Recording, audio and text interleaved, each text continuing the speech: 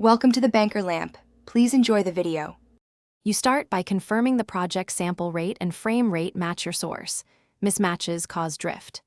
Next, import both the reference track and your recorded audio into separate lanes and label them so you never confuse files. Once done, zoom into the waveforms and find the first clear transient on each track. That transient becomes your alignment anchor. Make sure to disable any automatic tempo detection, for now, so you can place the clips precisely where you want them. You now enable flex and pick the algorithm that suits the material: slicing for drums, monophonic for single melodic lines, or polyphonic for complex mixes. Place transient markers manually or convert transients to flex markers to preserve timing without stretching artifacts. Once markers are set, nudge regions or apply a gentle quantize to bring recorded audio in line with the reference. This corrects timing while retaining feel. Make sure to loop the corrected section and listen carefully. Adjust markers until the tracks lock together naturally.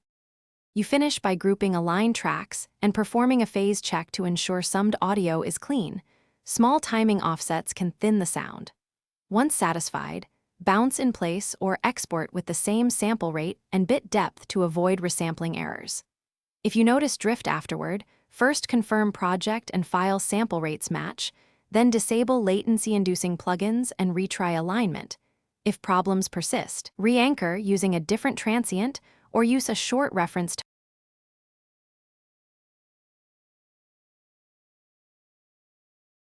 Thanks for watching. If this was helpful, leave a like and consider subscribing. See you next time.